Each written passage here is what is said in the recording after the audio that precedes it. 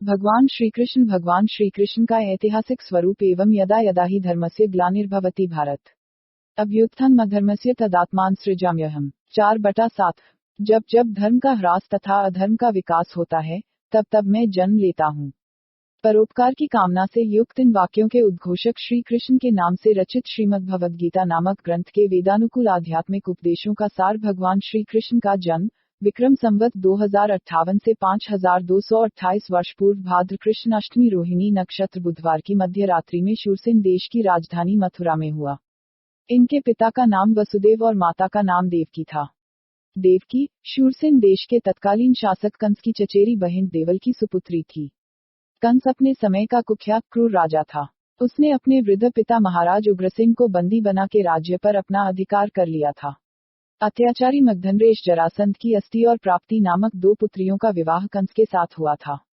अतः अपने श्वसुर के बल पर वह अत्यधिक निरंकुश हो अपनी प्रजा के साथ अमानुषिक व्यवहार करने लगा। कंस के अत्याचारों से मुक्ति पाने के लिए यत्नशील प्रजाजनों का नेतृत्व न्यायप्रिय साहसी पुरुष देवकी के पति यदुवंशी वसुदेव करते थे, इसलिए कंस उनसे द्वेषभाव रखता था।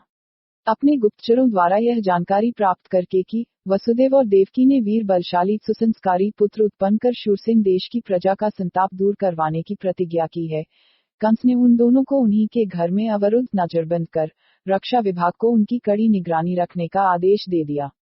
पराधीनता की अवस्था में माता देवकी ने 6 संतानों को जन्म दिया। उन्हें भावी आशंकावश कंस ने मार डाला। 7वीं बार गर्भपात हो गया।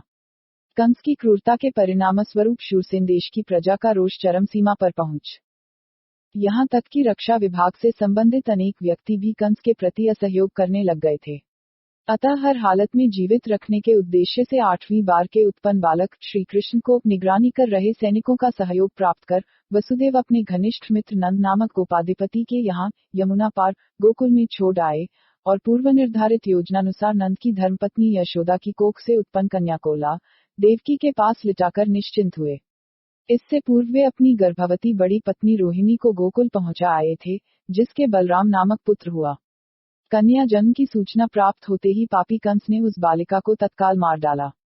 देवकी का पुत्र श्री कृष्ण अपने भाई बलराम के साथ माता यशोदा के यहाँ आवश्यक सुख सुविधाएं प्राप्त कर पलता रहा। उन दिनों भारतवर्ष में नगरों के आसपास बड़े बड़े जंगल होते थे, जिनमें लाखों गायें रहा करती थीं। घास और पानी का कहीं अभाव नहीं था। गोदुग्ध, मक्खन, घृतादि आवश्यकता से अधिक उपलब्ध थे। गोपाधिपति नंद के पास बृहद गोकुल होने से उनका निवास गोकुल नाम से विख्यात था। गोओं के ब्रज अर्थात समूह के कारण उस क्षेत्र को ब्रजभूमि कहा जाता था। गोपालक अपने अपने गोसमूहों को साथ लिए यत्र तत्र विचरते रहते थे। वे सरल स्वभाव वाले सहृदयी तथा गोदुग्ध के सेवन और मलकला के अभ्यास से बहुत बलिष्ठ होते थे। उन निष्पाप गोपों के साथ रहते हुए श्री कृष्ण एवं बलराम अपने शारीरिक बल का निरंतर विकास करते रहे और थोड़े ही समय में वे मल कला में सिद्ध हस्त हो सभी गोपों में अग्रणी माने जाने लगे। सुसंस्कारी श्री कृष्ण और बलराम किशोर अवस्था से ही अपने बल का परिचय देने लग गए थे। ब्रज के उत्तर की ओर यमुना तट पर रह रहे एक भयंकर कालिया नामक अजगर को, जो पशु पक्षियों के लिए बहुत घातक था, श्री कृष्ण ने मार भगाया तथा गोवर्धन पर्वत के उत्तर की ओर यमुना तटवर्ती तालवन में धेनुक नामक एक बहुत बलवान गर्दभ को बलराम ने मारकर उस वन को उपद्रव रहित कर दिया। यदि कोई अत्यंत उन्मत्त बैल जब नियंत्रण से बाहर हो जाता था तो श्री कृष्ण ही अपने बाहुबल से उसे वश में करते थे। इस प्रकार के साहसिक कार्य कर दिखाने के कारण श्री कृष्ण तथा बलराम के शारीरिक बल की ख्याति चहुं और फैल गई। जब कंस को अपने विश्वसनीय गुप्तचरों से ज्ञात हुआ कि वसुदेव के पुत्र श्री कृष्ण और बलराम गोपाधिपति नंद के यहाँ गोकुल में सुरक्षित हैं, तो वह बहुत चिंतित हुआ। उसने श्री कृष्ण को मरवाने के लिए नरपिशाचिनी पूतना और अघासुर आदि अनेकों नृशंसों को ब्रज में भेजा, किंतु श्री कृष्ण ने उनको मौत की नींद सुला दिया। श्री कृष्ण के इन असाधारण पराक्रमपूर्ण कार्यों का श्रीमद् भागवत महापुराण में बाल लीलाओं के नाम पर जो चमत्कार रूप में वर्णन किया गया वह उचित नहीं है, क्योंकि सृष्टिक्रम के विरुद्ध असंभव बातों से इतिहास की सत्यता के प्रति बुद्धिजीवियों की आस्था समाप्त हो जाती है। ऐसा हुआ भी है। अपने अन्य कुप्रयासों में असफल होकर कंस ने श्री कृष्ण और बलराम को मरवाने के लिए एक षड्यंत्र रचा। उसने मल्लयुद्ध का आयोजन किया, जिसके अंतर्गत अपने प्रसिद्ध मलचाणूर और मुष्टिक के साथ मल्लयुद्ध करने के लिए श्री कृष्ण तथा बलराम को बुलाने अक्रूर नामक वृद्ध को ब्रज में भेजा। अक्रूर ने मल्लयुद्ध के रहस्य तथा शूरसेन देश की आंतरिक अवस्था से संबंधित जानकारी देते हुए श्रीकृष्ण और बलराम को अनेक ब्रजवासियों सहित अपने साथ मथुरा ले जाने वाला हितकर कार्य बहुत ही कुशलता पूर्वक संपन्न किया। मथुरा पहुंचकर श्रीकृष्ण ने प्रथम तो अपने अमोघ बाहुबल से मार्ग अवरुद्ध किए हुए कुवलियापीठ हाथी को उसका दांत उखाड़कर मार गिराया, और फिर चाणूर तथा मुष्टिक का मल्लयुद्ध में वध कर सिंहासनारूढ़ पापी कंस को उसके बाल पकड़कर घसीटते हुए प्राण रहित कर दिया। इस दृश्य को देखने वाले सहस्रों व्यक्तियों ने अपने दुखों का अंत मानकर श्रीकृष्ण की बहुत सराहना की।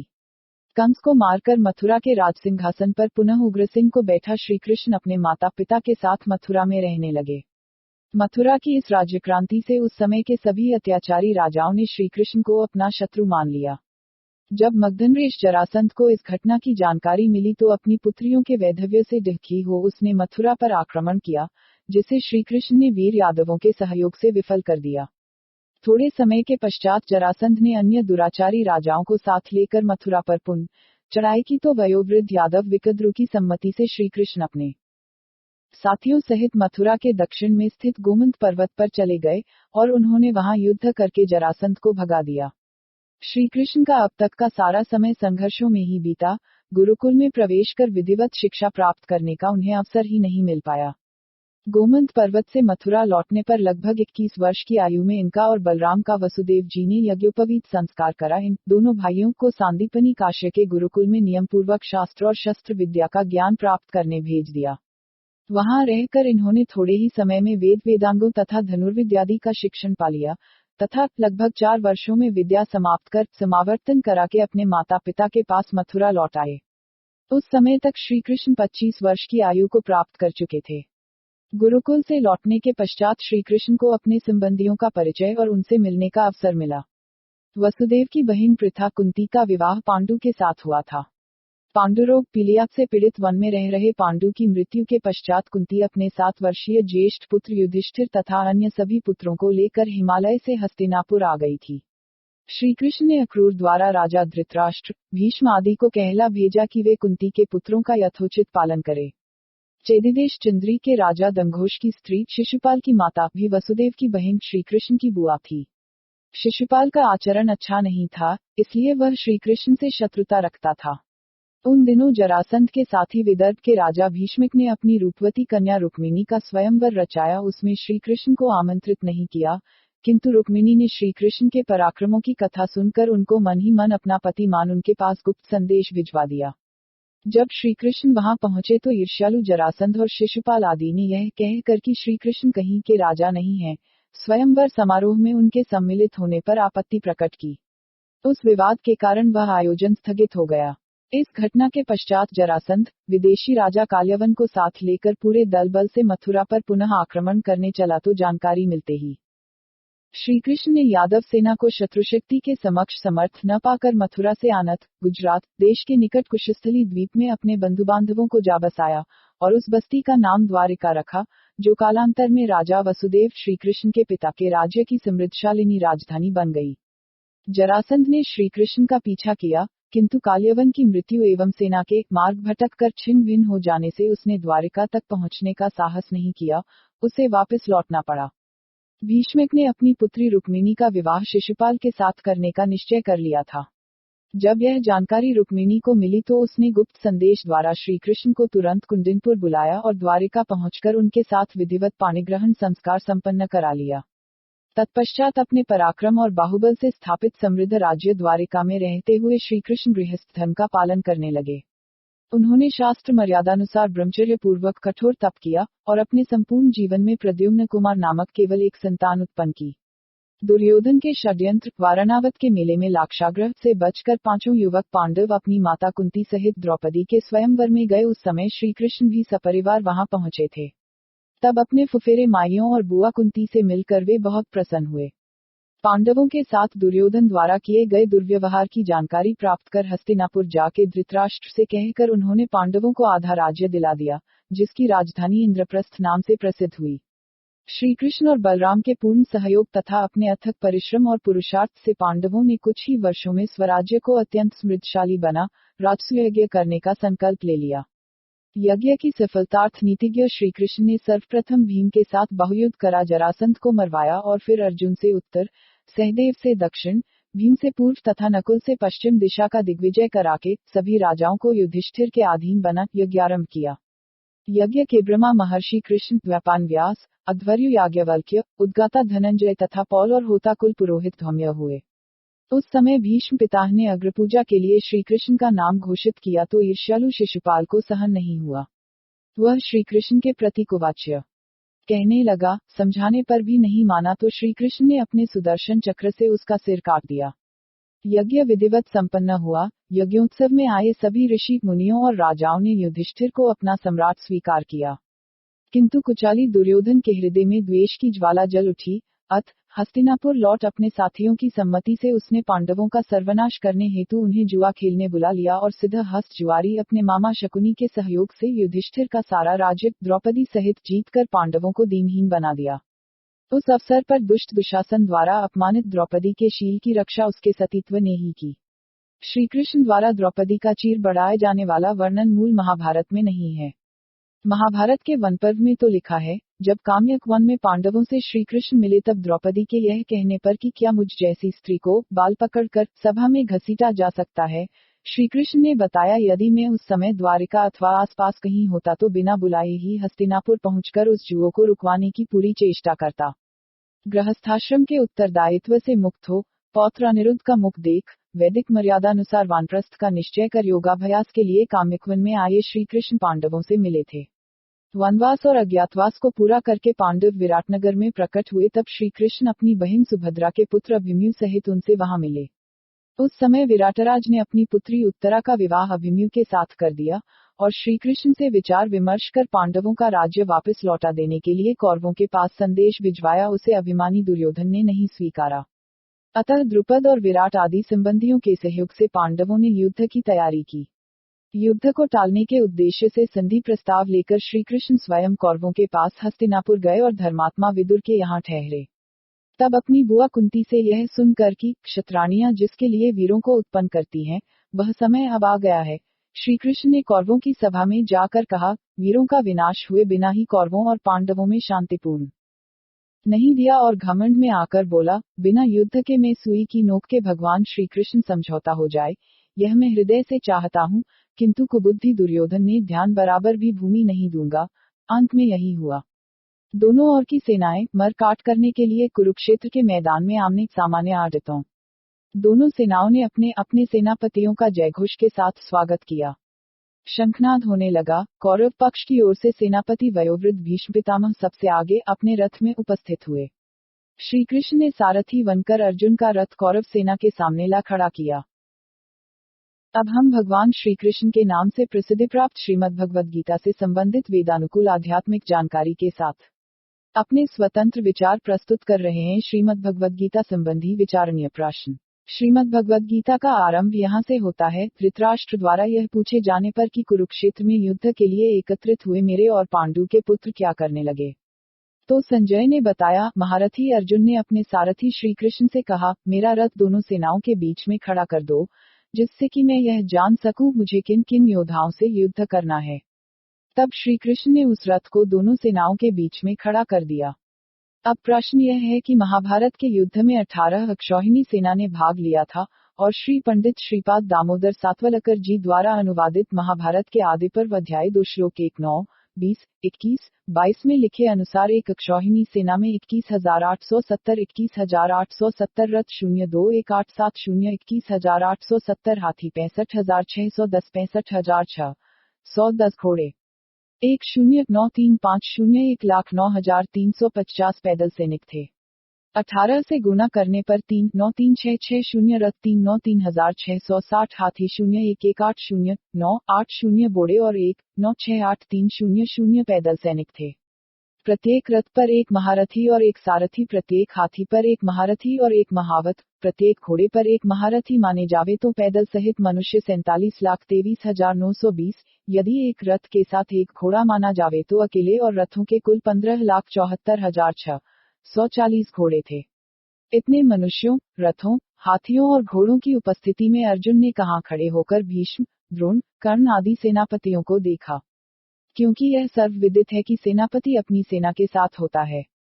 इतना ही नहीं, महाभारत भीष्म पर्व अध्याय 46 श्लोक 52 के अनुसार उस क्रौंच पक्षी व्यूह के पक्ष स्थान में अयुत, सिर के भाग में नियुत, पीठ स्थान में एक अर्बुद 20,000, गर्दन में एक नियुत 70,000 रथ रखे गए। गीता प्रेस गोरखपुर से प्रकाशित संक्षिप्त महाभारत प्रथम संस्करण, प्रथम खंड, पृष्ठ 655 पर 2-9 से 33वीं पंक्ति तक लिखा है। इस व्यूह के दोनों पक्षों में 10,000, शिरोभाग में 1,70,000 रथ खड़े किए गए थे। अर्थात क्रौंच नामक व्यूह में कुल मिलाकर 1 अरब 3 लाख रथ थे। कोई हमें बतावे, कुरुक्षेत्र में इतने रथ एक व्यूह के थे तो अन्य अनेक व्यूह मोह के रथ कितने होंगे और उनके लिए कितने स्थान की आवश्यकता होनी चाहिए। पाठक विचार करें, क्या अर्जुन को यह ज्ञात नहीं था कि कौरवपक्ष की ओर से युद्ध करने कौन कौन योद्धा आए हैं। श्रीमद्भगवद्गीता संस्कृत भाषा का काव्य है, तो क्या धृतराष्ट्र, संजय, अर्जुन श्रीकृष्ण कविता में बोले थे। हस्तिनापुर में धृतराष्ट्र और संजय का तथा कुरुक्षेत्र में अर्जुन और श्रीकृष्ण का संवाद सुनने वाला कौन था, और क्या उसने हस्तिनापुर और कुरुक्षेत्र में हुए संवादों को एक साथ सुना था। यह भी विचारणीय है कि जब तक श्रीमद्भगवद्गीता में लिखे अनुसार 700 श्लोक पूरे नहीं हुए तब तक दोनों ओर के वीर योद्धा युद्ध आरंभ होने की प्रतीक्षा करते रहे, जबकि युद्ध के साज शंख बज चुके थे।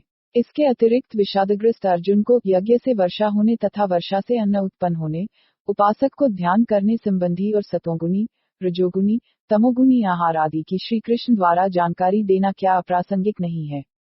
महाभारत के आश्वमेधिक पर्व में लिखे अनुसार अर्जुन ने श्री कृष्ण से कहा, हे केशव, आपने मुझे जो उपदेश दिया था वह गीता ज्ञान मेरा विचलित चित्त होने के कारण नष्ट हो गया है। आप पुनः वह ज्ञान मुझे सुना दीजिए। तो श्री कृष्ण बोले, हे अर्जुन, मैंने तुम्हें अत्यंत गोपनीय ज्ञान का श्रवण कराया था, परंतु तुमने अपनी नासमझी के कारण उसे स्मरण नहीं रखा। उस समय योगयुक्त होकर मैंने परमात्मा तत्व का वर्णन किया था। वह उपदेश फिर दोहरा देना अब मेरे वश की बात नहीं है। इन प्रश्नों और प्रमाणों से यह सिद्ध होता है कि श्रीमद्भगवद्गीता ऐतिहासिक नहीं, काल्पनिक ग्रंथ है। श्रीमद्भगवद्गीता कोई स्वतंत्र ग्रंथ नहीं है। यह तो महाभारत के भीष्म पर्व में अध्याय 23 से 40 तक का प्रक्षिप्त भाग है। इसके लेखक ने श्री कृष्ण के द्वारा जो आध्यात्मिक जानकारियां दिलवाई उनके वेदानुकूल संक्षिप्त भाग को हम इस पुस्तक में प्रकाशित कर रहे हैं, इसलिए कि वर्तमान में अध्यात्म जगत का यह बहुचर्चित ग्रंथ है। हमें विश्वास है कि पाठक इससे लाभान्वित अवश्य होंगे। पंडित कमलेश कुमार अग्निहोत्री जी। ऐतिहासिक धृतराष्ट्र, संजय, अर्जुन, श्री कृष्ण नाम वाले पात्रों के माध्यम से किसी लेखक द्वारा प्रस्तुत किया गया आध्यात्मिक उपदेश। श्रीमद्भगवद्गीता के प्रथम अध्याय का सार धृतराष्ट्र द्वारा यह पूछे जाने पर कि कुरुक्षेत्र में युद्ध के लिए एकत्रित हुए मेरे और पांडु के पुत्र क्या करने लगे। संजय ने बताया, श्वेत घोड़ों के महान रथ पर आरूढ़ हो महारथी अर्जुन ने अपने सारथी श्री कृष्ण से कहा, मेरा रथ दोनों सेनाओं के बीच में खड़ा कर दो, जिससे कि मैं यह जान सकूं मुझे किन किन योद्धाओं के साथ युद्ध करना है। तब श्री कृष्ण ने उस श्रेष्ठ रथ को दोनों सेनाओं के बीच खड़ा कर दिया। जब अर्जुन ने भीष्म, द्रोण आदि पितामहों, आचार्यों एवं अपने कुटुंबियों, संबंधियों, मित्रों को लड़ने के लिए सामने उपस्थित देखा तो वह तत्काल विषाद, मोह से ग्रसित होकर बोला, हे मधुसूदन, ये मुझसे युद्ध करने आए, इनको मारने से मुझे त्रिलोकी का राज्य भी मिले तो भी मैं इन्हें नहीं मारना चाहता, क्योंकि उत्तम कुलों के क्षय का परिणाम अधर्म की वृद्धि, स्त्रियों में आचार दोष से वर्णसंकरता और कुल परंपरा का नष्ट होना है। चाहे मुझ शस्त्र रहित को ये धृतराष्ट्र के पुत्र रणक्षेत्र में भले ही मार दे, किंतु मैं इन्हें नहीं मारूंगा। यह कहकर उसने बाण सहित अपने गांडीव धनुष को त्याग दिया। लेखक पंडित कमलेश कुमार अग्निहोत्री जी। भगवान श्री कृष्ण श्रीमद्भगवद्गीता के द्वितीय अध्याय का सार स्वजन प्रेम से मोहित अर्जुन को श्री कृष्ण ने जो उपदेश किया उसकी संजय द्वारा धृतराष्ट्र को दी गई जानकारी इस प्रकार से है। श्री कृष्ण ने कहा, हे अर्जुन, तेरा यह नारियों जैसा अकीर्ति वाला व्यवहार उचित नहीं है।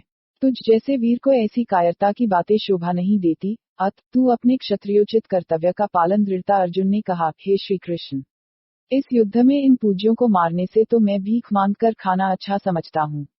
यह निश्चय कायरता के कारण नहीं है। मुझे इन सब पर तरस आ जाने से मेरा उग्र स्वभाव शक्तिहीन हो गया। इस समय में निर्णय नहीं कर पा रहा हूँ कि मुझे क्या करना चाहिए, इसलिए कृपा कर आप बताएं मैं क्या करूं, क्योंकि सब प्रकार से समृद्ध राज्य पाकर भी युद्ध के दुष्परिणाम का चिंतन मेरे लिए शोक उत्पन्न कर रहा है। इससे छुटकारा पाने का मुझे कोई उपाय नहीं सूझ रहा। श्री कृष्ण ने कहा, हे अर्जुन, जो शोक करने योग्य नहीं तू उन पर शोक क्यों कर रहा। न तो कभी कोई ऐसा समय था जब मैं तू तथा ये सब राजा नहीं थे, और भविष्य में न कभी ऐसा होगा ही। क्योंकि जीवात्मा नित्य एवं शरीर संबंध अनित्य है।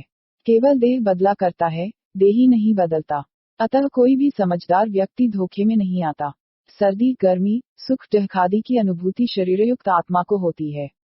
इसलिए जो दोनों अवस्थाओं सुख दुख में समान रहना जानता है, वही अमरपद की प्राप्ति में समर्थ होता है। जिसने यह सब ताना बाना तना है उसे तू अविनाशी जान, उसका विनाश कोई नहीं कर सकता। आत्मा अनादि और अनंत है, यह कभी उत्पन्न अथवा नष्ट नहीं होता, तथा देह का रूपांतर मात्र हुआ करता है। इसलिए तू चिंता क्यों करता है। यह मान रहा है कि इन्हें मारने से तुझे पाप लगेगा, परंतु यह तेरी भूल है, क्योंकि जीव कभी मरता ही नहीं, केवल शरीर बदलता है। जैसे फटे पुराने वस्त्र उतारकर मनुष्य नए वस्त्र धारण कर लेता है, वैसे ही जीवात्मा एक शरीर को छोड़कर दूसरे शरीर को प्राप्त होता है। आत्मा को शस्त्र काट नहीं सकते, आग जला नहीं सकती, पानी गला नहीं सकता, और पवन सुखा नहीं सकता। यह तो सनातन है, तुझे शोक नहीं करना चाहिए।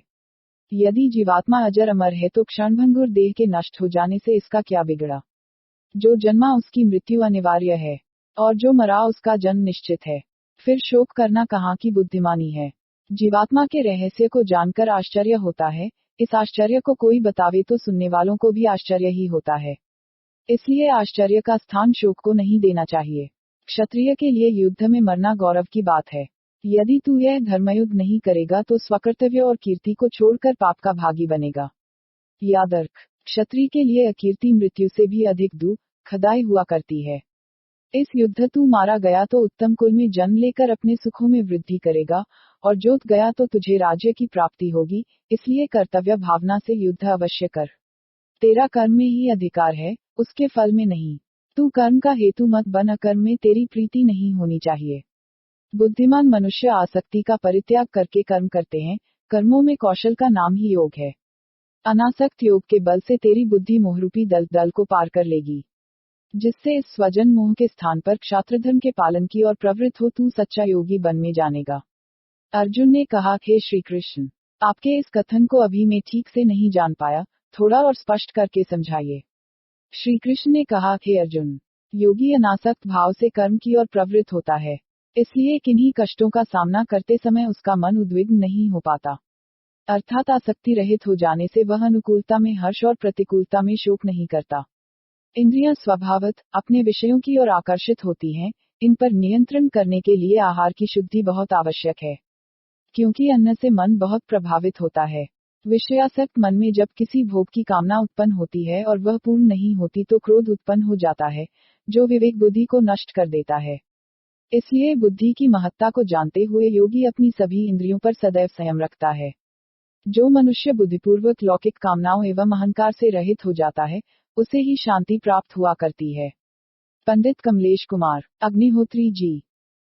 भगवान श्री कृष्ण श्रीमद् भगवद गीता के 3 अध्याय का सार। अर्जुन ने कहा, हे श्री कृष्ण, आप कर्म से बुद्धि का स्थान बड़ा मानते हैं तो फिर मुझे नरसंहार के लिए प्रेरित क्यों करते हैं। श्री कृष्ण ने कहा, हे अर्जुन, मैं सांख्य और योग दोनों को ठीक ठीक जानता हूँ। वास्तव में कर्म किसे कहते हैं, तू पहले यह समझ।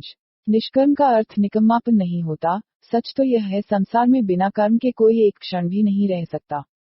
जो मनुष्य बाह्य इंद्रियों पर तो बलपूर्वक नियंत्रण करे और मन में विषयों का स्मरण करता रहे, वह मिथ्याचारी है। कर्मयोगी मन के द्वारा इंद्रियों को वश में रखता है।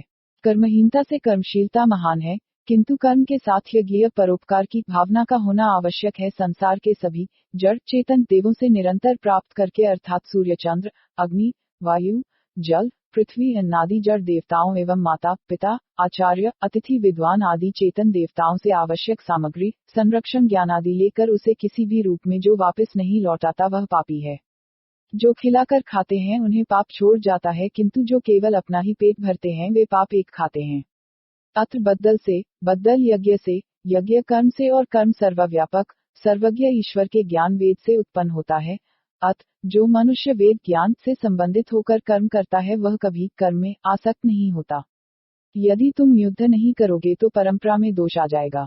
हर व्यक्ति तुम्हारी दुहाई देकर निज कर्तव्य की अवहेलना करेगा, क्योंकि सामान्य जन अपने से बड़ों का अनुकरण करते हैं। मैं स्वयं अपने कर्तव्य का पालन पूरी तत्परता और निष्ठा के साथ करता हूँ, इसलिए कि प्रमादवश मेरे द्वारा की गई स्व कर्तव्य की उपेक्षा आने वाली पीढ़ी को कहीं कर्तव्य विमुख करके मेरे लिए पाप का कारण न बन जावे। तूने स्वयं कहा था, मैं निर्णय नहीं कर पा रहा हूँ कि मुझे क्या करना चाहिए, तो मैं कह रहा हूँ तू फल की कामना से सर्वथा मुक्त हो, एकमात्र कर्तव्य भावना से युद्ध कर। इस समय तेरा क्षात्रधर्म रागावेश से दबा हुआ है, तुझे वस्तुस्थिति का ज्ञान नहीं है। आवेश दूर होते ही तू पश्चाताप अवश्य करेगा, स्वधर्म को मत त्याग। अर्जुन ने कहा, हे श्री कृष्ण, मुझे यह बताओ, मनुष्य किसके वश में होकर अन्यथा करने लगता है। श्री कृष्ण ने कहा, हे अर्जुन, फलासक्ति से युक्त कामनाएं मनुष्य की दुरवस्था का कारण है। इनकी पूर्ति में उपस्थित व्यवधानों से क्रोधित हो वह विवेक खो देता है, उसका ज्ञान ढक जाता है। तू अपने चेतन स्वरूप को समझ और इंद्रियों की दासता से संबंधित कामनाओं का त्याग कर दे। श्रीमद् भगवद गीता के 4th अध्याय का सार श्री कृष्ण ने कहा, हे अर्जुन, मेरे द्वारा पूर्व दिया गया यह परंपरागत ज्ञान जो मैंने तुझे आज बताया, बहुत रहस्यमय है। अर्जुन ने कहा, हे श्री कृष्ण, मैं कैसे जाने, आपने पहले भी इस ज्ञान का उपदेश किया। श्री कृष्ण ने कहा, हे अर्जुन, तुझे ज्ञात नहीं है, मैं ज्ञान के द्वारा जानता हूँ, मेरे और तुम्हारे बहुत जन्म हुए हैं। जब जब मैं परोपकारार्थ जन्म देह धारण कर सज्जनों की रक्षा, दुर्जनों का विनाश तथा धर्म की स्थापना करता हूँ। अन्य जीव भी इस निष्काम कर्म की महिमा को जान के लोकोद्धारक का पद प्राप्त कर लेते हैं। जिनकी कर्मफल में आसक्ति नहीं होती वे कर्म के बंधन में नहीं आते। मोक्ष प्राप्त करने वाले यही जानकर कर्म करते हैं। सामान्य जन कर्म, अकर्म, विकर्म के रहस्य को ठीक से नहीं जानते। मैं तुझे कर्म दर्शन का मर्म बता रहा हूँ, तू ध्यानपूर्वक सुन। कर्तव्य पालन का नाम कर्म, कर्तव्य की अवहेलना अकर्म और अन्यथा अथवा विशेष करना विकर्म है। मनुष्य को कर्म से अकर्म में तथा अकर्म से कर्म में आसक्ति ले जाया करती है। जिसको कर्म का यथार्थ बोध हो जाता है उसकी कर्मफल के प्रति आसक्ति समाप्त हो जाती है, उस तक पाप नहीं पहुंच पाता। ऐसा व्यक्ति परोपकारार्थ कष्ट उठाकर भी आनंद की अनुभूति करता है।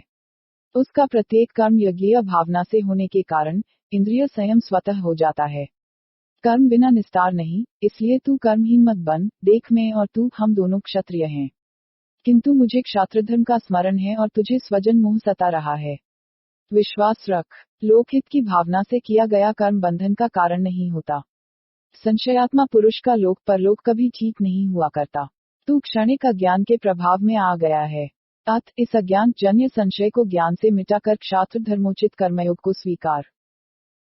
श्रीमद् भगवद गीता के 5वें अध्याय का सार अर्जुन ने कहा, हे श्री कृष्ण, कर्म संन्यास और कर्म योग इन दोनों में से मेरे लिए कल्याणकारी क्या है। श्री कृष्ण ने कहा, हे अर्जुन, कर्म संन्यास से कर्म योग का स्थान विशिष्ट है, किंतु इनका भेद समझना आवश्यक है। कर्म संन्यास उस मनोवृत्ति का नाम है जिसका फल अनासक्त कर्मयोग है। जो इन दोनों को ठीक ठीक जानता है वही तत्वदर्शी है। बिना कर्म योग के कर्म संन्यास की मनोवृत्ति पाना कठिन है। कर्म योगी विशुद्धात्मा हो जाता है, क्योंकि वह विषयों के साथ संघर्ष कर इंद्रियों पर विजय पा लेता है। जो ब्रह्मार्पण होने के पश्चात कर्म करता है वह पाप से लिप्त नहीं होता। कर्मयोगी फलासक्ति से रहित होने के कारण स्थिर शांति प्राप्त करता है। मोह जाल में फंसे मनुष्य का ज्ञान अज्ञान से ढका हुआ रहता है, वह वास्तविकता को नहीं पहचान पाता। किंतु प्रभु प्रेरणा से परम ज्ञान को प्राप्त हुआ व्यक्ति मोह से ग्रसित नहीं होता, वह न्याय प्रिय और समदर्शी हो जाता है। ब्रह्माश्रय प्राप्त जन पक्षपात रहित होते हैं, इसके लिए शरीर छूटने से पूर्व ही काम क्रोधादि के वेग को रोकने का अभ्यास करना बहुत आवश्यक है, क्योंकि समर्थ योगी ही ब्रह्म निर्वाण पाते हैं। जिनकी पाप बुद्धि क्षीण नहीं होती उन्हें योगाभ्यास में सफलता मिल ही नहीं सकती। अतएव कर्म संन्यास और कर्म योग का रहस्य ठीक से जानना बहुत आवश्यक है। मैं स्वयं कर्म में प्रवृत्त हूँ, मेरे हृदय की शांति को देखकर तुझे अनासक्त योग अपनाना चाहिए। श्रीमद् भगवद गीता के 6th अध्याय का सार। श्री कृष्ण ने कहा, हे अर्जुन, जो अशुभ कर्मों को नहीं करता और शुभ कर्म लोक कल्याण की भावना से करता है, वह कर्म संन्यासी और कर्म योगी है। निष्काम भाव से कर्म करने वाले को तुम योगी जानो। संन्यास की परीक्षा फल प्राप्ति पर हुआ करती है, कर्मफल के समक्ष अपने आप के संभालना बहुत कठिन है। उस समय सर्व संकल्प संन्यास की अपेक्षा होती है। जड़ प्रकृति से सुख प्राप्ति की आकांक्षा जीव के लिए परतंत्रता है। ऐसा जीव भोगवासनाओं के वश में होकर अपने आप को पतित सिद्ध कर देता है। मनुष्य स्वयं ही अपने आप का मित्र और शत्रु है, उदाहरणार्थ, जो व्यक्ति यह कहते हैं कि हम तो वहां जाना नहीं चाहते थे किंतु आंखें घसीट कर गई, वे नहीं जानते ऐसा आंखों से नहीं अपितु विषयासक्ति के कारण होता है। जिसने स्वयं को इंद्रियों की दास्ता से मुक्त कर लिया वह सभी द्वंद्वों के हो हुए भी परमात्मा के आनंद से प्रतिफलित हो जाता है। इंद्रियजीत किसी जड़ पदार्थ के आगे समर्पित नहीं होता, और उसके लिए प्राणियों के प्रति शत्रु मित्र का भाव भी मिट जाता है, क्योंकि वह सांसारिक कामनाओं से रहित होता है। आहार विहार युक्त होने पर ही योग दैख विनाशक हुआ करता है। जो उपयुक्त स्थान पर स्थिर आसन हो, आत्मशुद्धि के लिए विधिवत प्राणायाम ध्यान द्वारा मन की एकाग्रता के साथ साधना करता है, उसे ईश्वरानुभूति होती है, वह समदर्शी हो जाता है। अर्जुन ने कहा, हे श्री कृष्ण, मन बड़ा चंचल है, इसे वश में करना ते बहुत कठिन है। श्री कृष्ण ने कहा, हे अर्जुन, यह सत्य है कि मन बहुत चंचल है, किंतु अभ्यास और वैराग्य से इस पर नियंत्रण किया जा सकता है। जिसने अपने मन को वश में नहीं किया उसके लिए योग साधना दुष्कर है। अर्जुन ने कहा, हे श्री कृष्ण, जिस मनुष्य का मन चंचलता वश योग से विचलित हो जावे वह किस गति को प्राप्त होता है। श्री कृष्ण ने कहा, हे अर्जुन, योगमार्ग पर चलने वाला यदि एक जन्म में सफलता प्राप्त नहीं कर सके तो उसे अपने योगाभ्यास के संस्कारों से आगामी जन्मों में सफलता अवश्य मिल जाती है। अथ कर्मयोगी का स्थान विशेष है। श्रीमद् भगवद गीता के 7वें अध्याय का सार। श्री कृष्ण ने कहा, हे अर्जुन, मेरे प्रति तेरी आसक्ति को देखते हुए मैं तुझे वस्तुस्थिति का ज्ञान कराना चाहता हूँ, तू ध्यान पूर्वक सुन। देख, स्थूल दृष्टि से उपदेश करता हुआ जो तुझे दिख रहा है, यह मेरा देह है, मैं देही इससे पृथक हूँ, और जिसे मैंने अपनी सत्ता समर्पित कर दी वह मुझमें व्यापक महान सत्ता परमात्मा है। जब तू उसके प्रति भक्ति प्रणत मुझको देखेगा तब तुझे विज्ञान सहित बोध होगा। जिन्होंने नेतृत्व के कारण रूप मेरे ईश्वर प्रणिधान को समझा उन्होंने ही वास्तविक रूप में मुझे जाना है। मेरे 3 घटकों में प्रथम भूमि जल तेज वायु आकाश मन बुद्धि तथा अहंकार ये 8 भाग जड़ हैं। दूसरा मैं आत्मा जो तुझे उपदेश कर रहा हूँ, और तीसरा मुझसे भिन्न सर्वाधार प्रभु जो मेरे द्वारा कहलवा रहा है कि संपूर्ण जगत का प्रभाव तथा प्रलय कारण में ही हूँ। जल में रस, चंद्र सूर्य में प्रभा, वेदों में ओंकार, आकाश में शब्द और पुरुषों में पुरुषत्व में हूँ। पुण्यफल प्रदाता चादू सूरज की शोभा, अग्नि में प्रताप, सत्पुरुषों में उत्साह, तपस्वी का तप में ही हूँ। संसार का निमित्त कारण और तेजस्वियों का तेज में हूँ। मैंने ही मनुष्यों को मर्यादित कामनाओं तथा सत, रज, तम का विवेक कराया है। अविद्या से ग्रसित जो जन लोग कल्याणार्थ कर्म न कर व्यक्तिगत स्वार्थपूर्ति में संलग्न रहते हैं, वे मुक्ति मेरी शरण में नहीं आ पाते। आर्थ डहकी जिज्ञासु टैग से मुक्त होने का उपाय जानने के इच्छुक अर्थार्थी, टैग से छुटकारा दिलाने वाली सामग्री का संचय करने वाले, और ज्ञानी सत्यज्ञान द्वारा ईश्वर साक्षात्कार हेतु यत्नशील मेरा स्मरण करते हैं। यूं तो मेरी दृष्टि में ये चारों ही उदार हैं, किंतु ज्ञानी को तो तू साक्षात मेरा अपना ही जान। जो तत्वज्ञान विहीन व्यक्ति जड़ प्रकृति की ओर प्रवृत्त हो जाते हैं उन्हें भौतिक ऐश्वर्य मिलता है, और बुद्धिमान मनुष्य मेरी उपासना करके मुझे पा लेते हैं। भूतकाल में क्या हुआ, वर्तमान में कहाँ क्या हो रहा है, और भविष्य में मुझे कब क्या करना है, इसे मैं ठीक ठीक जानता हूँ। इस सृष्टि में इच्छा द्वेषादि द्वंद्वों के मोह से प्राणी मूढ़ अवस्था में पड़े रहते हैं। जो यौवन में आसक्त हैं उन्हें जरावस्था तथा जीवन में आसक्त हैं उन्हें मृत्यु दैक देती है। किंतु जो मेरी प्रजा के प्रति निष्काम भाव से निज स्वार्थ रहित हो सेवारत हैं उन्हें जरा मरण से उत्पन्न दैक नहीं सताते। वैसे तो मुझे पूर्ण रूप से कोई नहीं जान पाता, फिर भी जो अधिभूत अधिदैव और अधियज्ञ सहित समाहित चित हो जाते हैं वे मृत्यु समय मेरा साक्षात्कार कर लेते हैं। श्रीमद् भगवद गीता के 8वें अध्याय का सार। अर्जुन ने कहा, हे श्री कृष्ण, ब्रह्म, अध्यात्म, कर्म, अधिभूत, अधिदेव और अधियज्ञ किसे कहते हैं, तथा समाहित आत्माओं को आपको मृत्यु काल में कैसे जानना चाहिए। श्री कृष्ण ने कहा, हे अर्जुन, 3 अनादि पदार्थों ईश्वर, जीव और प्रकृति का समुदाय परब्रह्म कहलाता है। इनमें से प्रकृति को पृथक करने पर परम आत्मा तथा जीवात्मा, इन 2 का नाम अध्यात्म है। संसार में नियंत्रित गति तथा नियंत्रक गति परमात्मा और जीवात्मा द्वारा होती है। तीनों कालों को उत्पन्न करने वाले भगवान के जीव कल्याणार्थ निष्काम तथा जीव के सकाम निष्काम व्यवहार मिलकर कर्म कहलाते हैं। परिवर्तनशील प्रकृति अधिभूत एवं ज्ञान प्रकाश दाता अधिदैव है। मनुष्य के अंतःकरण में धर्माधर्म की सक्षम प्रेरणा देने वाला प्रभु का रूप आदियज कहाता है। जो निरंतर योगाभ्यास करते हुए अंत में प्रभु का स्मरण करता है वह सद्गति को प्राप्त होता है। तू सर्वात्मा मेरे प्रति समर्पित होकर निष्काम व्रतपरायण अवस्था में पहुंच जाएगा। निश्चल मन वाला व्यक्ति परमात्मा को पा लेता है। जिस अक्षर को वेदविद जानते हैं, वीतराग यति जिसके ध्यान में प्रविष्ट होते हैं, और धर्मात्मा ब्रह्मचर्य का पालन करते हैं। साधक अपने प्राणों पर नियंत्रण करके जिसका आश्रय लेते हैं, उस ओम मंत्र का उच्चारण करते हुए जो देह त्यागता है, वह निश्चय ही परमगति मोक्ष को प्राप्त होता है। किंतु जो लौकिक कामनाओं की पूर्ति के लिए ही भगवान को याद करता है, वह सफल काम होते ही प्रभु का विस्मरण कर देता है। यह जड़ प्रकृति से बना संसार स्वयं कुछ नहीं कर सकता, परंतु प्रकृति से परे एक नित्य निराकार चेतन सत्ता करता है, जिसका प्रलय काल में विनाश नहीं होता। जिस प्रकार सृष्टि को ब्रह्मदिन और प्रलय को ब्रह्मरात्रि कहते हैं, उसी प्रकार मनुष्य जीवन का यौवन शुक्ल पक्ष, वृद्धावस्था रात्रि और मृत्यु अमावस्या है। इस जगत की शुक्ल तथा कृष्णा दो गतियां हैं। इन दोनों भागों को ठीक से जानने वाला मूढ़ नहीं होता, और वेदमार्ग का पथिक आसक्ति बंधन से रहित हो ब्रह्म को प्राप्त कर लेता है।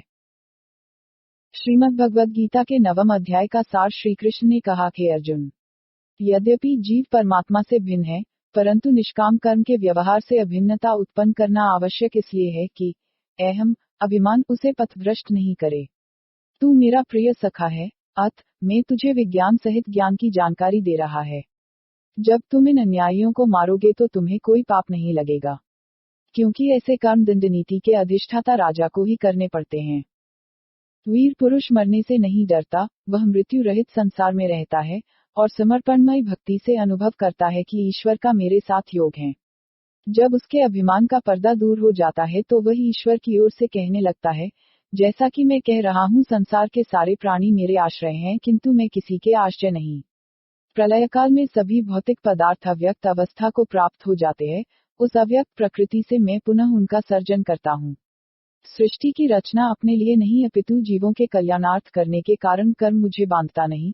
मैं तो संसार का निमित्त कारण मात्र हूँ। जब मैं कर्म बंधन में नहीं आता तो शरीर बंधन में क्यों कराऊंगा। जो मेरे प्रति निष्फल आशा लगाए बैठे हैं, उनकी पराश्रित रहने वाली आसुरी प्रकृति उन्हें मोह जाल में फंसा देती है। ज्ञानी जन मेरे कीर्तित गुणों का आचरण से अनुकरण कर मेरी उपासना में तत्पर होते हैं। इस संसार में जितने भी परमाणु हैं उतने ही मेरे मुंह है, इसीलिए मैं विश्वतोमुख कहलाता हूँ। मैं लोक कल्याणार्थ कर्मशील हूँ और संगतिकरण के कारण यजरूप हूँ। निर्बलों के लिए बल प्रदाता होने से स्वधा तथा रोगियों का औषध हूँ। प्राणियों में नव जीचन संचार करने वाला मंत्र स्नेही होने से घृत एवं अग्रणी होने से अग्नि हूँ। ब्रह्मांड की सेवार्थ आहूत होने से हुत हूँ। जगत का पालक होने से पिता और पीड़ित जनों को वात्सल्य प्रदान करने से माता हूँ। जीवों को सुख सुविधाएं देने के कारण धाता तथा मार्गदर्शक होने से पितामह कहलाता हूँ।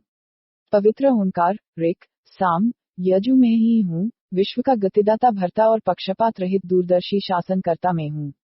सबका अंत, साक्षी, आश्रय, सुहृत, ज्ञान प्रकाशक, प्रलयकर्ता, रहस्यों का रहस्य तथा अविनाशी हूँ। मैं ग्रीष्म और वर्षादि ऋतुओं का नियामक तथा अमर हूँ। निष्प्रयोजन प्राणियों के लिए मृत्यु, सत्य स्वरूप एवं इंद्रियातीत हूँ। श्रमोपार्जित धन का उपभोग करने वाले जानी जनसर से रेंद्र बनकर दिव्य भागों को भागते हैं, किंतु फल की इच्छा से किए गए भगवान श्री कृष्ण कमों का मूल्य समाप्त होते ही ये पुनः सामान्य अवस्था को प्राप्त हो जाते हैं। प्राणी मात्र के साथ आत्मीयता का व्यवहार करने वाले धरती पर सुख, शांति का साम्राज्य लाते हैं, और काम क्रोधादि विकारों से ग्रसित व्यक्ति पथभ्रष्ट होकर विनाश के कारण बनते हैं। मेरा सच्चा भक्त निस्वार्थ भावना से मेरी प्रजा प्राणियों की सेवा कर मुझे पा लेता है। धर्मपथ का पथिक बन जाने वाला मेरा भक्त दुराचारी भी एक न एक दिन अवश्य ही शांति प्राप्त करता है। अंततः तू सर्वात्मा मेरे प्रति समर्पित भाव हो कर्मयोगी बन। श्रीमद् भगवद गीता के 10वें अध्याय का सार। श्री कृष्ण ने कहा, हे अर्जुन, तेरी हित कामना से परमपिता परमात्मा अपनी महिमा का जो वर्णन मुझसे करवा रहा है उसे तू ध्यानपूर्वक सुन। प्रभु कहता है, संसार में मेरे प्रभाव को ठीक ठीक कोई भी नहीं जानता, क्योंकि समस्त जड़ और चेतन देवों का आदि मूल में ही हूँ। मुझे अजन्मा, अनादि तथा सर्वेश्वर मानने वाले मनुष्य पाप से लिप्त नहीं होते।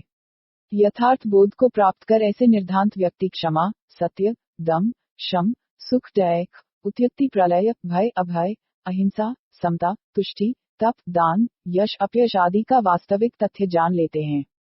आदि सृष्टि में मेरे वेद ज्ञान को प्रचारित प्रसारित करने वाले ऋषियों से मैंने कहलवाया था, मन की एकाग्रता ही पर्याप्त नहीं है, ध्येय की पवित्रता भी बहुत आवश्यक है। जो भौतिकता से ऊपर उठकर मेरा स्मरण करते हैं वे कर्तव्य पालन में रमे हुए मुद्दा तक पहुंच जाते हैं। मैं अपने ज्ञानपी दीपक से उनके अज्ञान अंधकार को नष्ट कर देता हूँ। अर्जुन ने कहा, हे श्री कृष्ण, परम ब्रह्म परमात्मा सब भक्तों का विश्रांति धाम, परम पवित्र, शाश्वत, दिव्य, आदि, देव, अजन्मा तथा विभ है। यह सर्व ऋषि और स्वयं आप जैसे योगीराज मुझे बता रहे हैं। अतः मैं इसी के अनुसार ही उस भगवान की स्तुति करता हूँ, कहता हूँ, हे प्रभु, आपके स्वरूप को देव दानव कोई नहीं जानते, आप स्वयं ही अपने द्वारा आपको जानते हैं, इत्यादि। किंतु योग साधना से आत्मा को जो विभूतियां प्राप्त होती हैं, आप उनका वर्णन और कीजिए। मैं आपके भगवत भक्तिमय भावों को जानना चाहता हूँ, जिसके गुण आप स्वयं गाते हैं। उस प्रभु के भक्ति भरे कीर्तन रूपी अमृत को पाकर मेरी तृप्ति नहीं हो रही है। श्री कृष्ण ने कहा, हे अर्जुन, उस प्रभु की विभूतियों का तो अंत नहीं है, फिर भी अपने प्रधान गुणों के आधार पर वह कहता है, मैं विश्व ब्रह्मांड और प्राणी मात्र में स्थित इस सृष्टि का कर्ता, धर्ता, संहर्ता हूँ। आदित्यों में विष्णु, नक्षत्रों में चंद्रमा, वेदों में सामवेद, देवा में वासव, इंद्रियों में मन, वसुओं में अग्नि, पर्वतों में मेरु, पुरोहितों में बृहस्पति, जलाशयों में सागर, महर्षियों में भृगु, अक्षरों में ओंकार, स्थावरों में हिमालय, वृक्षों में पीपल, देवर्षियों में नारद, सिद्ध पुरुषों में कपिल मुनि, घोड़ों में उच्चैः श्रवा, हाथियों में ऐरावत, शस्त्रों में वज्र, सपों में वासुकी, पितरों में अर्यमा, पशुओं में सिंह, पक्षियों में गरुड़, छंदों में गायत्री और ऋतुओं में चसंत आदि आदि में ही हूँ, अर्थात इस ब्रह्मांड में कोई पदार्थ ऐसा नहीं रहित हो। मैं सर्वव्यापक, सर्वज्ञ, सर्वशक्तिमान और असीम हूँ। इससे अधिक जानकर तुम क्या करोगे। श्रीमद् भगवद गीता के 11 अध्याय का सार। अर्जुन ने कहा, हे श्री कृष्ण, मैंने आपसे संसार की उत्पत्ति, प्रलय और ईश्वर के महात्म्य को सुना, इससे मेरा मोह दूर हो गया है। अब आप जिस स्वरूप का स्मरण करते हैं, मुझे उसका दर्शन भी कराइए। श्री कृष्ण ने कहा, हे अर्जुन, वह स्वरूप इन चर्म चक्षुओं से नहीं देखा जाता, उसे देखने के लिए मैं तुझे दिव्य ज्ञान नेत्र देता हूँ, इनसे तू योगस्थ होकर देख। विकराल मुख। संजय ने धृतराष्ट्र को बताया। तब महान योगी श्री कृष्ण ने अर्जुन को ईश्वर का अनुपम तेजवाला विराट रूप दिखाया, अर्थात विराट रूप का बोध कराया, जो अनेक अद्भुत मुख, नेत्र, दिव्य आभूषण और शस्त्रादि से युक्त था। उस समय अर्जुन ने सौर, मानव, पशु, पक्षी आदि जगतों में विभाजित संपूर्ण ब्रह्मांड को एक ही स्थान पर देख करबद्ध प्रणाम करके कहा, हे देवाधिदेव, आपके दिव्य स्वरूप को मैं योग बल से प्रत्यक्ष देख रहा हूँ। आप सनातन पुरुष है, आपका कहीं आदि मध्य और अंत नहीं है। आप हिरण्यगर्भ हैं, अर्थात यह सारा ब्रह्मांड आप में समाया हुआ है। सारे ऋषि, मुनि, महात्मा, भक्तजन सर्वत्र आपका यश गा रहे हैं। आपके इस विचित्र स्वरूप को देखकर मैं अधीर और अशांत हो रहा हूँ। ये धृतराष्ट्र के पुत्र और भीष्म, द्रोण आदि आपके में हो रहे हैं। जैसे पतंगे प्रदीप्त अग्नि में गिरते हैं, वैसे ये सभी लोक लोकांतर आप में समा रहे हैं। आप अपरंपार हैं, मैं सर्वात्मा आपके समक्ष नतमस्तक हूँ। अर्जुन के ऐसा कहने पर श्री कृष्ण बोले, हे पार्थ, तेरे सामने जो योद्धा खड़े हैं, क्या ये अमर हैं? एक न एक दिन इनकी मृत्यु तो निश्चित होगी ही। यदि तू इन्हें नहीं मारेगा तो भी ये रहेंगे नहीं। अन्याय का पक्ष लेकर ये तो पहले ही मर चुके हैं, तू तो केवल निमित्त मात्र बन जा। इसलिए उठ, अपने क्षत्रियोचित कर्तव्य का पालन कर। इस प्रकार श्री कृष्ण के वचन सुनकर कौपते हुए अर्जुन ने भरे कंठ से कहा, हे श्री कृष्ण, मैं अब तक आपको केवल कुशल राजनीतिज्ञ ही मानना था, परंतु आज ज्ञात हुआ आप महान योगी भी हैं। मैंने जाने अनजाने में यदि कोई आपका तिरस्कार किया हो तो आप मुझे क्षमा कर दें। इस समय संपूर्ण विश्व के मनुष्यों में आपके समान महान और कोई भी नहीं है, यह मेरे हृदय ने स्वीकार लिया है। तब श्री कृष्ण ने कहा, हे अर्जुन, आज मैंने अपने योगचल से नहीं, ईश्वर का जो स्वरूप दिखाया, इसे केवल योगी ही देख सकते हैं। तू अपनी घबराहट तथा विमूढ़ता से रहित हो पूर्व अवस्था को प्राप्त कर। ऐसा कहते हुए श्री कृष्ण ने अर्जुन को आश्वस्त किया तो अर्जुन अपनी पूर्व स्थिति में आ गया। मानसिक स्वस्थता प्राप्त करने के पश्चात अर्जुन को ज्ञात हुआ, ईश्वर के जिस विराट स्वरूप को उसने देखा, उसे देखने के लिए विद्वान सदैव लालायित रहते हैं। श्रीमद् भगवद गीता के 12 अध्याय का सार। अर्जुन ने कहा, हे श्री कृष्ण, आप सदृश योगी से योग संबंधी जानकारी प्राप्त करने वालों और बिना किसी गुरु की सहायता से योगपथ पर चलने वालों में बड़ा योगविद कौन है? श्री कृष्ण ने कहा, हे अर्जुन, वैसे तो मेरे सानिध्य में रहकर अथवा बिना किसी गुरु के जो योगाभ्यासी अक्षर, अनिर्देश्य, अव्यक्त, सर्वव्यापक, अचिंत्य, कूटस्थ और अचल ईश्वर को इंद्रियों पर नियंत्रण करके सर्वन देखते हैं तथा प्राणी मात्र के दुख को अपना दुख समझते हैं, वे अपनी साधना में सफल हो जाते हैं। किंतु गुरु रहित साधकों को अनेक कठिनाइयों का सामना करना पड़ता है, और जो किसी अधिकारी योगी के सहयोग से योगाभ्यास करते हैं, उन्हें सुगमता रहती है। तू मेरा प्रिय सखा है, अतः मेरे चरित्र का अनुकरण कर, अर्थात जैसा मैं करता हूँ वैसा तू भी कर। मैंने तेरे जिस कर्तव्य का स्मरण कराया उसका पालन कर्म फल त्याग पूर्वक तुड़ो अवश्य ही करना चाहिए। यह ठीक है कि ज्ञान के अभाव में किया गया अभ्यास हानिकारक होता है, परंतु यदि ज्ञान आचरण में नहीं आवे तो उसका भी कोई लाभ नहीं है। जो प्राणी मात्र से स्नेह करता और किसी के प्रति ममता नहीं रखता, उसका अहंकार भक्ति रस में डूब जाता है। वह सुख से मदोन्मत्त तथा दुख से त्रस्त नहीं होता। पापी से घृणा नहीं करने चाला और हर्ष, क्रोध, भय, पक्षपात आदि से रहित मनुष्य ही मेरा प्रिय है। अतः मैंने तुझे जिस कर्तव्य पालन का बोध कराया उसे तू पूर्णतया समझा और स्वीकार कर। श्रीमद् भगवद गीता के त्रयोदश अध्याय का सार श्री कृष्ण ने कहा, हे अर्जुन, अब तू तत्वज्ञानियों द्वारा समर्थित क्षेत्र, क्षेत्रज्ञ, सर्वक्षेत्रज्ञ का रहस्य सुन। प्रकृति क्षेत्र, जीवात्मा क्षेत्रज्ञ और परमात्मा सर्वक्षेत्रज्ञ कहलाता है। यह सारा अध्यात्म ज्ञान ऋषियों ने विभिन्न छंदों में गाया है। पंच महाभूत, अहंकार, बुद्धि, अव्यक्त प्रकृति, 10 इंद्रियां, मन, इच्छा, द्वेष, सुख, टैक, देह और आत्मा का संयोग आदि स्वीकारी क्षेत्र है। अभिमान, दंभ, हिंसा का त्याग, क्षमा, शांति, सरलता, गुरुजनों की भक्ति, शुचिता, स्थिरता, आत्मसंयम, विषयों के प्रति वैराग्य, पुत्र, स्त्री, धनादि में अनासक्ति होना और इष्ट वस्तु की प्राप्ति पर उन्माद तथा अनिष्ट होने पर हतोत्साह न होना आदि ज्ञान और इसके विपरीत अजान है। ज्ञान का परम उद्देश्य मृत्यु भय से छुटकारा और ईश्वर के आनंद की अनुभूति है। तत्संबंधी आवश्यक जानकारी तू प्राप्त कर। वह अनादि ब्रह्म संपूर्ण रूप से नहीं जाना जा सकता, उसकी सत्ता सर्वत्र है। देह इंद्रियों से रहित होते हुए भी अपने सभी कार्य करता है और अखंड, अविनाशी, प्राणी मात्र का भरता हिरता, प्रकाश स्वरूप, सबके हृदयों में विराजमान है, इत्यादि क्षेत्रज्ञ तथा सर्वश्रेत्रज हैं। तू प्रकृति और पुरुष को अनादि से मड़ा, प्रकृति के संयोग से आत्मा में सत, रज, तम नामक विकार आते हैं, इसलिए विभिन्न योनियों को प्राप्त करने वाला सुख, दुख का भोक्ता जीवात्मा है। सर्वव्यापक होने के कारण देह में परमात्मा भी रहता है, किंतु केवल उपद्रष्टा, अनुमन्ना बनकर। जो मनुष्य जीव, प्रकृति और परमात्मा को ठीक से जान लेता यह जन्म मरण के बंधन में नहीं आता। इमा रोगार में कोई योग साधना द्वारा और कोई महिमा को सुनकर ही उसे पाने के लिए यत्नशील रहते हैं। वृक्ष में जो भी स्थावर जंगम है वे क्षेत्र तथा क्षेत्रज्ञ के संयोग से उत्पन्न हुए हैं। ईश्वर को सर्वन देखने और अपने आप को देह से पृथक मानने वाला कभी पाप नहीं करता। वह परब्रह्म तो अनादिकाल से बंधन रहित एक रस है।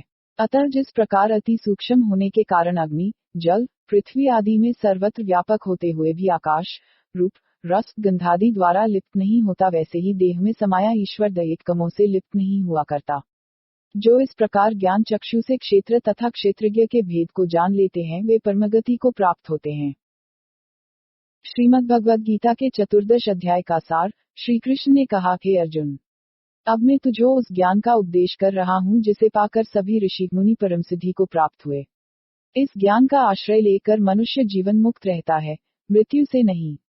सुनो, हर जीवात्मा स्वयं ही अपना भाग्य विधाता है, भावी योनि उसके अपने कर्मों पर ही निर्भर होती है।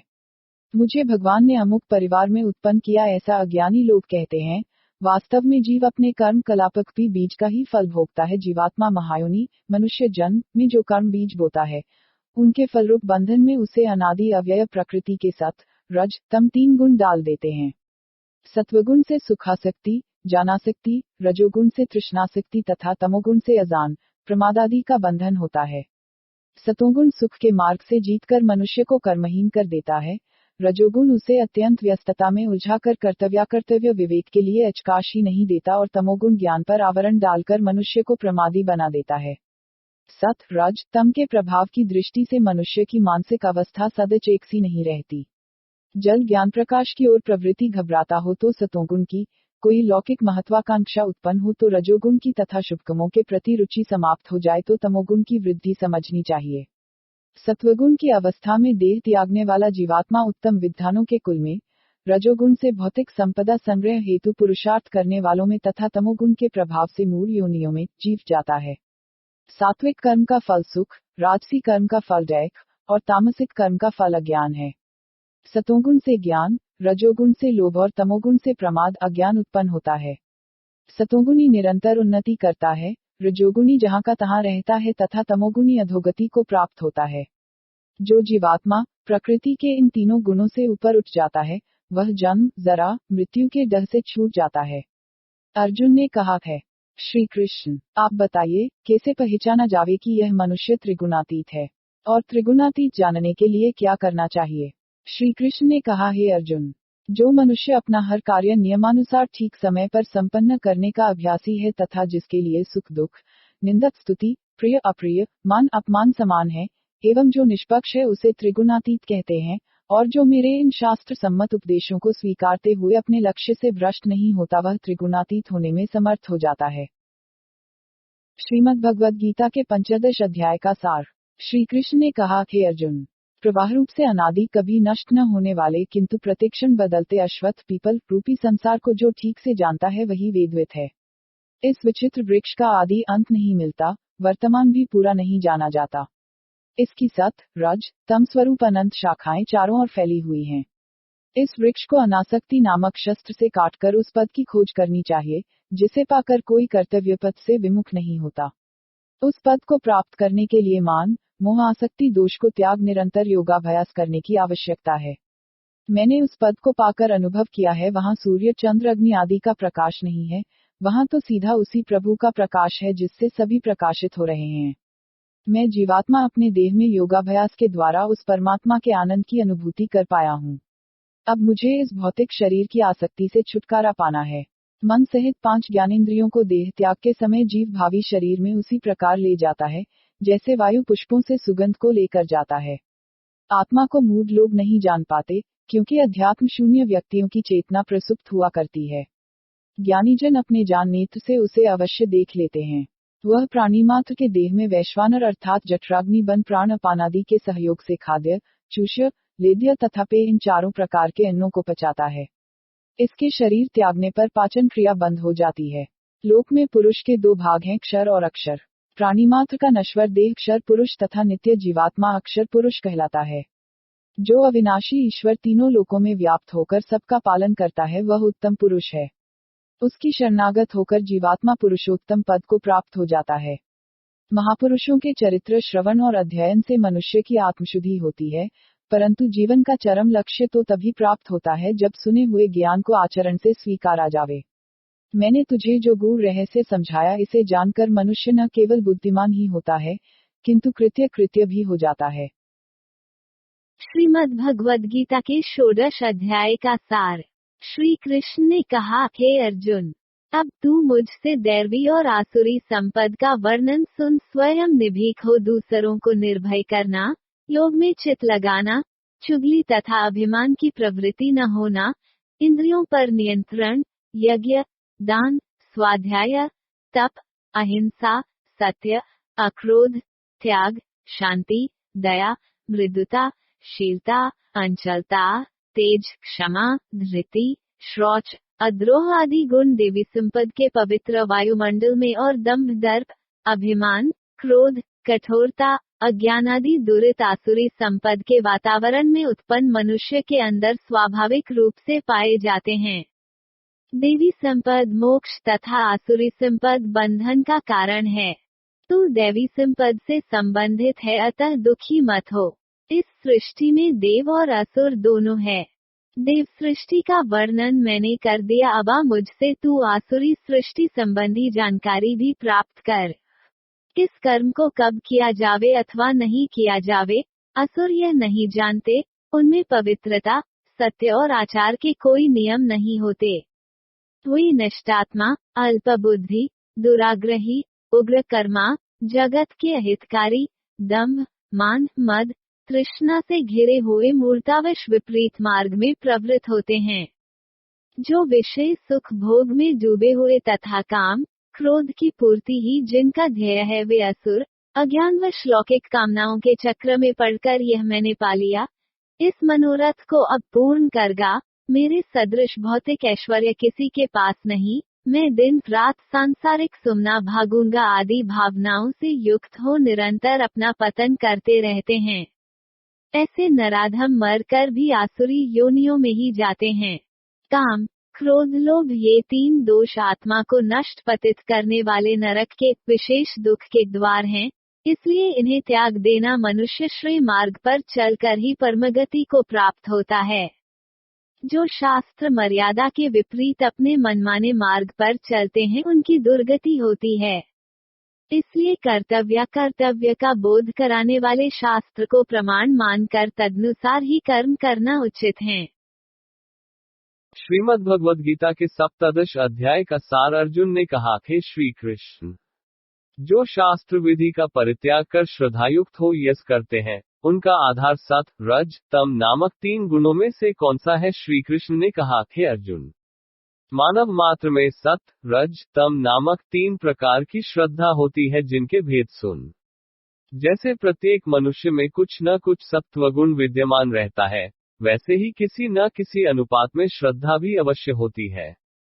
सात्विक पुरुष परोपकारी होता है। राजसी व्यक्ति स्वार्थी तथा तामसी मनुष्य आलसी पराये धन की आश करने वाला होता है। आडंबर, अहंकार, काम और राग के बल से युक्त जो लोग शास्त्र विरुद्ध तप करते हैं, अर्थात अपने आप को विपरीत मार्ग पर ले जाते हैं, वे असुर। आहार और दान भी 3 प्रकार का होता है। शरीर, मन, बुद्धि को सशक्त तथा पवित्र बनाने वाला आहार सात्विक, रसनेंद्रिय की तृप्ति के लिए किए जाने वाला आहार राजसी एवं अपवित्र, दुर्गंधयुक्त वासी भोजन तामसी प्रकृति वालों को प्रिय होता है। स्वार्थ भावना रहित परोपकारार्थ किया गया यज्ञ सात्विक, फल की कामना से संपादित यज्ञ राजसी तथा शास्त्र विधि से विपरीत श्रद्धा शून्य मन से हुआ यज्ञ तामसिक कहलाता है। देव पुरुषों का सम्मान, पवित्रता, सरलता, ब्रह्मचर्य और अहिंसा का पालन शारीरिक तप है। शास्त्रानुमोदित मधुर एवं हितकर वाणी का उपयोग वाचिक तप है तथा प्रसन्नता, सद्भावना, शुभ संकल्प आदि मानसिक तप है। यह कायिक, वाचिक और मानसिक शुद्धायक तप सात्विक है। अपने आप के लिए सम्मान तथा अभिमान में वृद्धि करने और केवल प्रदर्शन हेतु तपा जावे वह राजसी तप है। किसी के अनिष्ट अथवा प्रतिशोध की भावना से किया गया तप तामसिक कहलाता है। कर्तव्य मान कर दिया गया दान सात्विक, किसी लौकिक फल की इच्छा से किया जाने वाला दान राजसी, कुपात्र को तथा असमय और अपमानपूर्वक दिया जावे वह दान तामसी है। का निर्देश ब्रह्म की ओर है, इसीलिए ब्रह्मवादियों ने यज्ञ, दान, तप की सभी क्रियाएं और 3 म के उच्चारण से करने का विधान किया है। बंधन से मुक्ति पाने के अभिलाषी फल की आकांक्षा से रहित होकर कर्म करने हेतु तत् उस प्रभु का आश्रय लेते हैं। सत शब्द का प्रयोग विद्यमानता अर्थ में होता है, जैसे सत्ता, साधुता, सत्पुरुष, सत्कर्म आदि आदि। अश्रद्धापूर्वक किया गया यज्ञ, दान, तप असत कहलाता है। इससे लोक परलोक की सिद्धि कदापि नहीं हो सकती।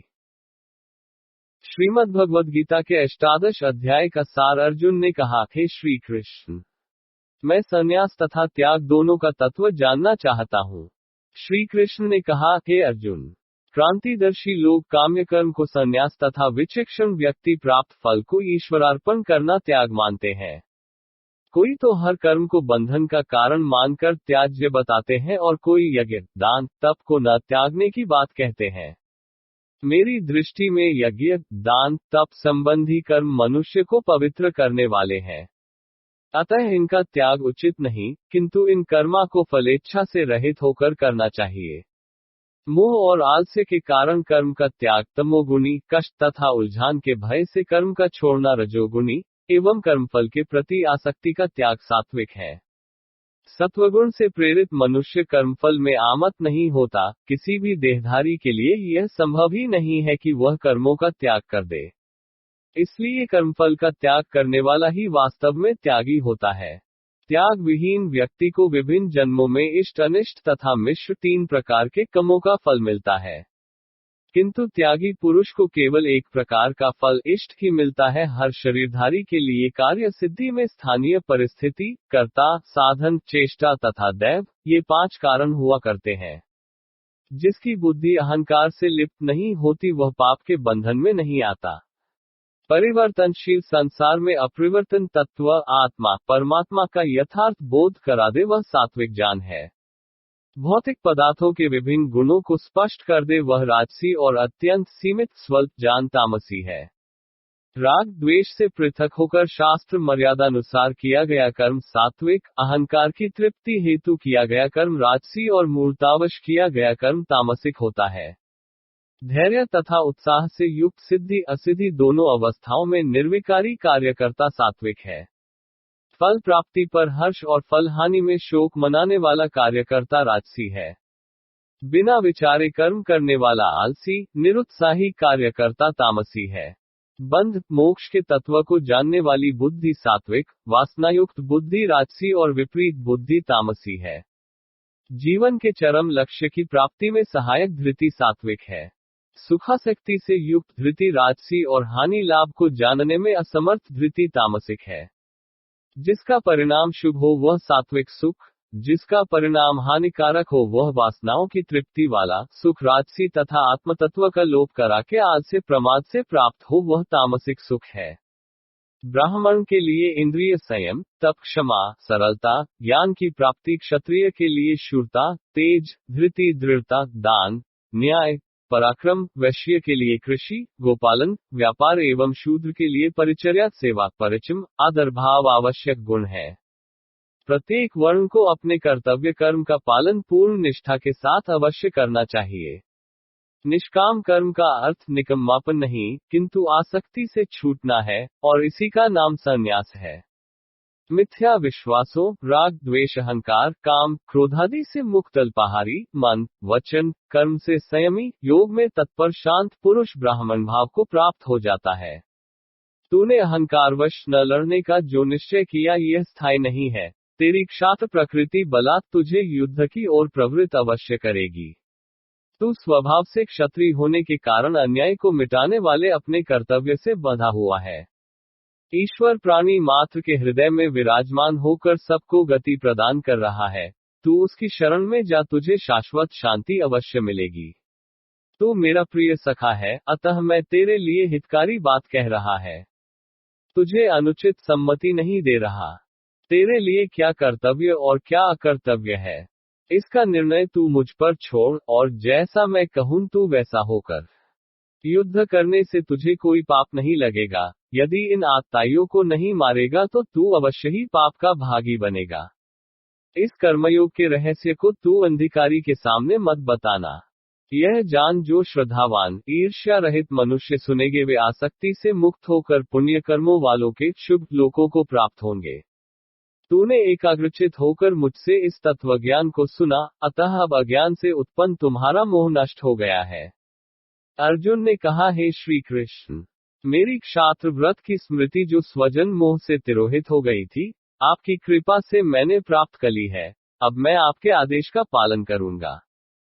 सजन्य ने कहा, हे धृतराष्ट्र, इस प्रकार मैंने महात्मा कृष्ण तथा अर्जुन का यह अद्भुत एवं रोमांचकारी संवाद सुना है, जहां योगेश्वर श्री कृष्ण जैसे नेता और अर्जुन जैसा सुयोग्य अनुयायी धनुर्धारी वीर योद्धा हो वहां श्री विजय निश्चित ही है। तब अर्जुन ने अपना गांडीव धनुष संभाला और श्री कृष्ण के नेतृत्व में 18 दिन तक घमासान युद्ध करके विजय पाई। तत्पश्चात युधिष्ठिर को हस्तिनापुर के राज सिंहासन पर अभिषिक्त कर अर्जुन, सुभद्रा, कुंती सहित श्री कृष्ण द्वारिका लौट आए और अपने पौत्र अनिरुद्ध का विवाह कर गृहस्थ कार्यों से सर्वथा मुक्त हुए। ऐतिहासिक विवरण के अनुसार श्री कृष्ण की धर्मपत्नी रुक्मिणी के भाई रुक्मी की पुत्री रुक्मवती से श्री कृष्ण के पुत्र प्रद्युम्न ने विवाह किया था, और रुक्मी की पौत्री रोचना का विवाह श्री कृष्ण के पौत्र अनिरुद्ध के साथ हुआ। इस प्रकार यादव वंशी श्री कृष्ण और भोजवंशी रुक्मी में विवाह संबंध 3 पीढ़ियों तक चला, किंतु फिर भी श्री कृष्ण के साथ रुक्मी का पुराना विरोध सर्वथा समाप्त नहीं हुआ। एक दिन जुआ खेलते समय डागड़ा हो जाने पर बलराम ने वृद्ध रुक्मी को मार डाला। उन दिनों राजवंश, चंद्रवंश तथा उसकी शाखा यदुकुल आदि में मद्यपान और जुआ जैसे अनाचार बहुत प्रबल हो चुके थे, जो अंत में इनके विनाश का मूल कारण बने। एक बार त्रयोदशी में अमावस्या का संयोग हुआ और उसी दिन सूर्यग्रहण भी पड़ा। इस अवसर पर सारे यादव सपरिवार समुद्र में जहां सरस्वती नदी का संगम स्थान था वहां एकत्रित हुए तथा बलराम, सात्यकी, गद, बभ्रू, कृत्यवर्मा, भोज, अंधक आदि यादव श्री कृष्ण के सामने ही निर्लज होकर शराब पीने लगे और उन्मत्त हो आपस में ही कट मरे। केवल स्त्रियां शेष रहीं जिनको श्री कृष्ण ने द्वारिका पहुंचा दिया। अपने कुल का सर्वनाश देख दुखी होकर श्री कृष्ण और बलराम निकट के वन में चले गए। वहां बलराम ने स्वेच्छा से शरीर त्याग दिया तथा श्री कृष्ण ब्रह्मासन लगाकर योग निद्रा में लेट गए। उस समय जरा नामक व्याधे ने दूर से हरिण समझकर बाण मारा, जो श्री कृष्ण के पांव में लगा, उसी से उनका प्राणांत हो गया। अर्थात 125 वर्ष की महान योगी भगवान श्री कृष्ण ने देहलोक लीला संवरण की। इति भगवान श्री कृष्ण। ज्ञातव्य ऐतिहासिक दृष्टि से आपने इस पुस्तक में भगवान श्री कृष्ण का अति संक्षिप्त पावन जीवन चरित्र एवं अध्यात्म संबंधी वेदानुकूल वर्णन पढ़ा। इसमें सृष्टिक्रम और प्रत्यक्षादि प्रमाणों के विपरीत कोई उल्लेख नहीं है। यह आपके हृदय ने अवश्य स्वीकारा होगा। वर्तमान में भगवान श्री कृष्ण के नाम पर पुराणों के माध्यम से अनेक ऐसी मान्यताएं प्रचलित हैं जिनका द्वापर के इतिहास महाभारत से दूर का भी संबंध नहीं है। मध्य युग में हमारे महापुरुषों की महानता को चमत्कारों की चादर से ढकने वालों ने हमारी दृष्टि में मानव समुदाय का बहुत बड़ा हित किया है। श्री कृष्ण द्वारा गोवर्धन पहाड़ को अंगुली पर उठाना तथा द्रौपदी के चीर वस्त्र को बढ़ाने जैसे अवैज्ञानिक कथन को संसार का कोई भी बुद्धिमान व्यक्ति नहीं स्वीकार सकता। यही कारण है, अनेक विद्वानों ने श्री कृष्ण को महाभारत का एक काल्पनिक पात्र बताया, कोई ऐतिहासिक पुरुष नहीं माना। गोपाधिपति श्री नंद के यहाँ अपार गो समूह विद्यमान होते भी बालकृष्ण ने माखन चुरा चुरा कर खाया। आप विचार कीजिए, क्या कोई समझदार मनुष्य यह मानेगा? जब महर्षि वेदव्यास ने महाभारत में कहीं भी राधा का नाम नहीं लिखा, फिर श्री कृष्ण के साथ राधा का अटूट संबंध मानना वास्तविकता से अनभिज्ञ होने का प्रत्यक्ष प्रमाण नहीं तो क्या है? सोचो, रासलीला और चीरहरण आदि प्रसंगों से श्री कृष्ण का कौन सा गौरव बढ़ता है? इतिहास का गला घोटकर गोपियों को इंद्रियां, श्री कृष्ण को आत्मा और राधा को शक्ति बनाना, मल पर मिट्टी डालने से अधिक कुछ नहीं है तथा महानयोगी भगवान श्री कृष्ण को अत्यंत भोगी कहना घोर अन्याय एवं ऐतिहासिक अपराध है। हम ऐसा मानते हैं। लेखक पंडित कमलेश कुमार अग्निहोत्री जी। प्रचारक कैलाश कुमार आर्य।